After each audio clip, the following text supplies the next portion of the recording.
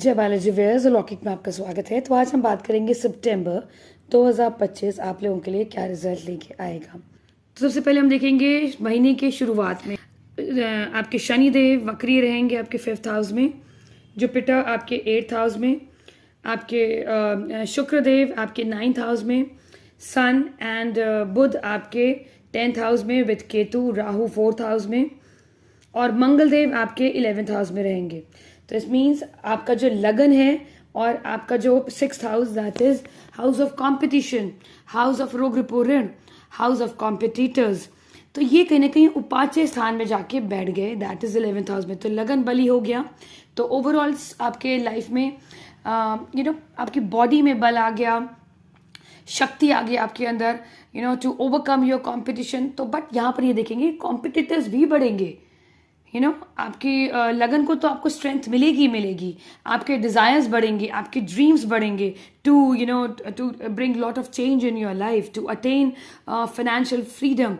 And यहाँ पर इसलिए तो लगन बली हो गया टिल 14 सितंबर तक। उसके बाद मंगल देव आपके 12वें भाव में आ जाएंगे। 12वें भाव में मंगल को हम अच्छा नहीं मानते, क्योंकि यहाँ पर 12वें भाव आपके स्लीप का है, सबकॉन्शियस माइंड का है, आपके रिलेशनशिप का है, आपके रिलेशनशिप में इंटीमेसी का हाउस है। तो यहाँ मंगल देव आपकी मैरिज लाइफ में प्रॉब्लम दे सकते हैं, और लगन में भी लैक ऑफ विटैलिटी दिखेगी। और यहाँ पर आपको दिखेगा कि कहीं ना कहीं आपके छुपे हुए कॉम्पिटिटर्स कहीं ना कहीं आपको परेशान कर रहे हैं, और आप समझ नहीं पा रहे हैं कौन है, आपको एनालिसिस नहीं कर पा रहे हैं कुछ टाइम के लिए। क्यों? क्योंकि वो छुपे हुए हैं। तो ये आपके लिए हेल्थ के लिए ओवरऑल थोड़ा सा डिस्टर्बिंग होगा, क्योंकि जब भी लगन लॉर्ड 6th 8th या 12th हाउस में आता है, 8th एंड 12th हाउस में ज़्यादा बुरा रिजल्ट देता है। तो आपको अपने हेल्थ का ध्यान रखना है, whatever you are eating, आपकी स्लीपिंग हैबिट, आपके क्योंकि एग्रेशन आए आपके अंदर। 12th हाउस में एग्रेशन भी बहुत ला के देता है। मैरिड लाइफ में कहीं ना कहीं कॉन्फ्लिक्ट, गुस्से में रहेंगे आप, और उसकी वजह से आपकी इम्यूनिटी, आपकी विटैलिटी पे भी फर्क पड़ेगा, आपके ओवरऑल एटीट्यूड पे। तो कहीं ना कहीं आपने अपने एनर्जी को बैलेंस आउट रखना है। तो आप यहाँ पर योगा या आप जिम या ब्रिस्क वॉकिंग करेंगे तो उससे आपकी एनर्जी बैलेंस होगी। और जितना आप ज़मीन में बैठ के खाना खाएंगे या ज़मीन में आप गद्दा लगा के सोएंगे, तो भी कहते हैं मंगल देव परेशान कम करते हैं आपके अंदर ना, क्योंकि आप धरती से जुड़े रहते हैं। ये धरती पुत्र कहते हैं मंगल देव को। तो कहीं ना कहीं आपको इस तरह की प्रॉब्लम कम देखने को मिलेंगी अगर आप अपने लाइफ में बहुत ज़्यादा कंफर्ट की जगह धरती पे आ जाए। मीन्स आप धरती पे गद्दा लगा के, मैट्रेस लगा के आप सो सकते हैं, या खाना डाइनिंग टेबल पे ना खा के, बेड पे तो बिल्कुल भी नहीं खाना चाहिए, आप अपने फ्लोर पे बैठ के खाना खाएंगे, विच इज़ बेटर। अब हम बात करते हैं यहाँ पर आपके जुपिटर हैं, वो आपके पुनर्वसु में 8th हाउस में रहेंगे। तो जुपिटर ने आपके 12th हाउस को देखा, आपके 2nd हाउस को देखा, एंड आपके 4th हाउस को देखा, जहाँ पर राहु देव है। तो यहाँ पर आप आई वुड से कि कहीं ना कहीं वेल्थ तो बढ़ेगी, क्योंकि 2nd हाउस को देखिए, पुनर्वसु इज दी नक्षत्र ऑफ अबंडेंस, और खर्चे भी बढ़ेंगे।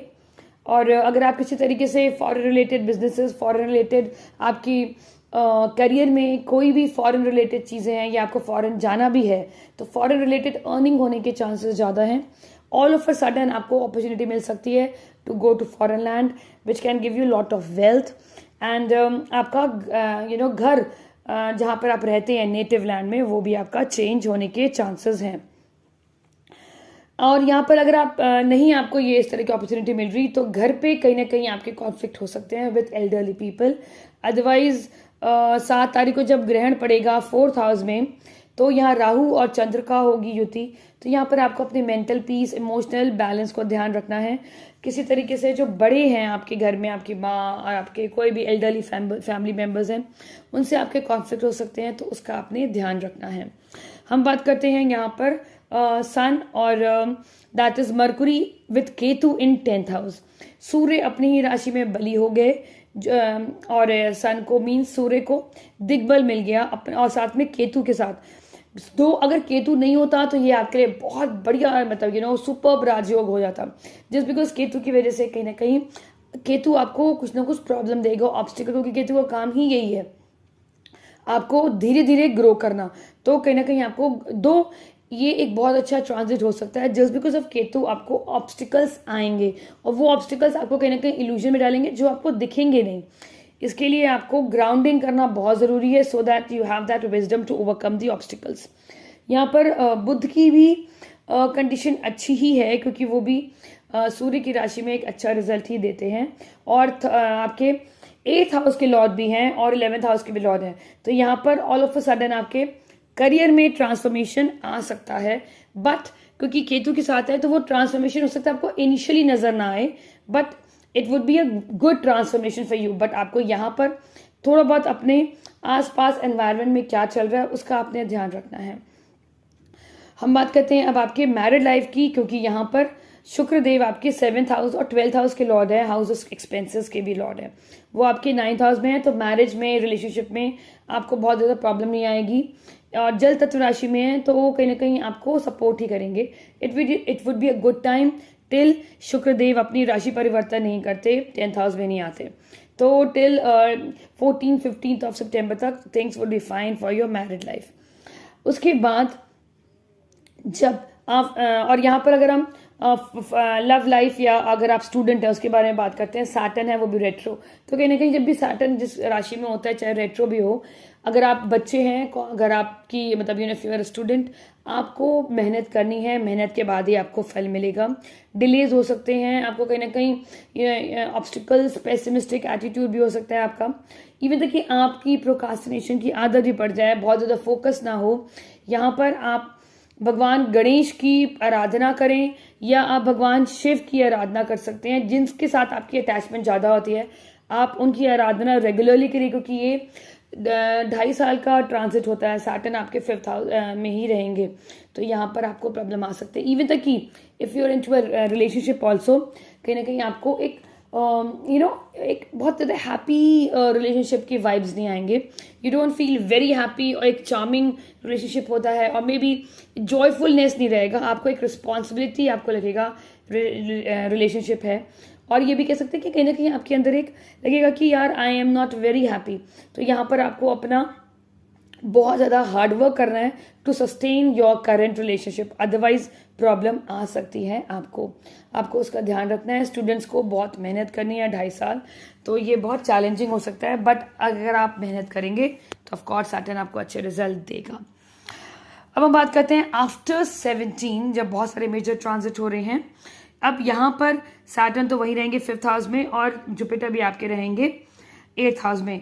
मंगल देव आपके 12th हाउस में आएंगे। वी हैव ऑलरेडी डिस्कस कि आपकी मैरिड लाइफ के लिए प्रॉब्लम है और आपके इम्यून सिस्टम पे आपको कहीं ना कहीं काम करना पड़ेगा। आपको अपने ईटिंग हैबिट, आपको अपने स्लीपिंग शेड्यूल का ध्यान रखने का पड़ेगा। एग्रेशन को आपको अब कम करना है, उसके लिए हमने रेमेडीज बताई हैं, वो आप ज़रूर करिए। सूर्य और बुधदेव अब आपके उच्च के हो गए, दैट इज एक्सॉल्टेड हो गए 11th हाउस में, विच इज़ रियली गुड। तो 11th हाउस में Surya, that is sun, and Budh Mercury का आना बहुत अच्छा है, क्योंकि ये सूर्य आपके 10th हाउस के लॉर्ड हैं जो 11th हाउस में आ गए। मीन्स आपके डिजायर्स फुलफिल होंगे और आपके अंदर एक बुद्धिमत्ता आएगी ऑब्वियसली, क्योंकि मरकरी एक बहुत ही पॉजिटिव प्लैनेट होता है, 2 अष्टम का लॉर्ड भी है। तो आपकी बुद्धि कहीं ना कहीं हिडनली काम करेगी, जो आपको कहीं ना कहीं सपोर्ट मिलेगा। मतलब आप सरफेस में आके आप अपने लोगों को नहीं बताएंगे this is the way I am working, try to maintain secrecy, जो आपके लिए अच्छा है। तो सडनली आपकी लाइफ में ट्रांसफॉर्मेशन आएगी। ऑलरेडी जब 10th हाउस में होगा तो ट्रांसफॉर्मेशन आपके जॉब में दिखेगी। 11th हाउस में आएगा तो यस, आपके प्रोफेशन में 4 चांद लग जाएंगे, आपको ग्रोथ मिलेगी। बट यस, कहीं ना कहीं जस्ट बिकॉज यहाँ पर वीनस विद केतु आ जाएंगे आफ्टर 17, तो वो आपके लिए प्रॉब्लमेटिक हो सकता है। वीनस केतु जब 10th हाउस में आते हैं, अगर वीनस अकेला होता तो बहुत अच्छा होता, बट केतु के साथ है तो यस। अब आपको यहाँ पर ऑफिस पॉलिटिक्स आपको देखने को मिलेगी। लोग, मैनेजमेंट और आपके आसपास के कलीग्स भी बहुत ज़्यादा कॉम्पिटिटर्स की तरह बिहेव करेंगे। हो सकता है जिस लेवल पे आपको अप्रेजल मिला हो, जिस लेवल पे आपको पोजीशन मिली हो, वहाँ पर और भी बहुत सारे लोग हैं जो आपको compete करते हो, जो आपकी प्रमोशन से खुश ना हो। तो यहाँ पर आपको बहुत सतर्क रहना है। अगर आप कहीं ना कहीं अगर आपको अपनी पोजीशन, अपनी आसपास के लोग, एनवायरनमेंट पसंद नहीं है, I would suggest you to stay with your present job, क्योंकि आने वाले टाइम में आपको जॉब नहीं मिलने के चांसेस कम हैं। तो जैसी भी सिचुएशन हो, ट्राई टू रिमेन काम। आप में थोड़ा मैनिपुलेटिव या आई वुड से आपने डिप्लोमेटिक रहना है एंड अपने काम को बहुत अच्छे से करना है, प्रूव करना है, and you have to prove the management that you are the asset. Management needs you, आपके सिवा ये काम कोई और नहीं कर सकता। तो आपने कुछ ना कुछ अपने, क्योंकि 11th हाउस में बुध आ गया ना, तो बुध आपको बहुत सपोर्ट करेगा। अगर आप अपनी राइट बुद्धि और अगर कोई भी अपनी स्किल सीखना भी है तो आपको चुपचाप अपने कोई स्किल सीख कर उस चीज़ को इम्प्रोवाइज करें, वो आपके लिए अच्छा है। रेदर देन तंग आकर अपने प्रोफेशन को छोड़ देंगे तो आगे आपके लिए बहुत ज़्यादा प्रॉब्लम देखने को मिल सकती है। तो आप सबसे पहली बात है, जुपिटर का सेकंड हाउस में ट्रांस एस्पेक्ट है, तो आपको अपनी वाणी को बहुत ही अच्छा रखना है, प्रभावशाली रखना है।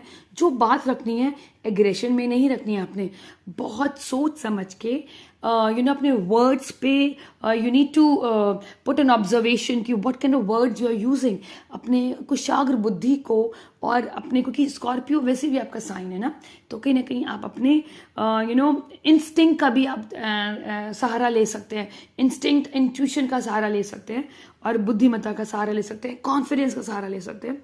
तो सितंबर का महीने का जो आफ्टर 17th है वो आपके लिए फ्रूटफुल ही रहेगा। बट यहाँ मैरिड लाइफ में कॉन्फ्लिक्ट देखने को मिलेंगे, क्योंकि वीनस ऑलरेडी आपके 7th हाउस का लॉर्ड भी है। तो yes, marriage can be challenging, और वर्क प्लेस में किसी तरीके की पॉलिटिक्स में आना, किसी पे ट्रस्ट नहीं करना, और मैरिज हाउस में भी एक्सपेक्टेशन नहीं रखनी। मैरिज में बहुत ज़्यादा एक्सपेक्टेशन नहीं रखनी है अपने स्पाउस से कि नहीं मेरा स्पाउस मेरी बात मानेगा, मेरा स्पाउस मेरे अकॉर्डिंग चलेगा।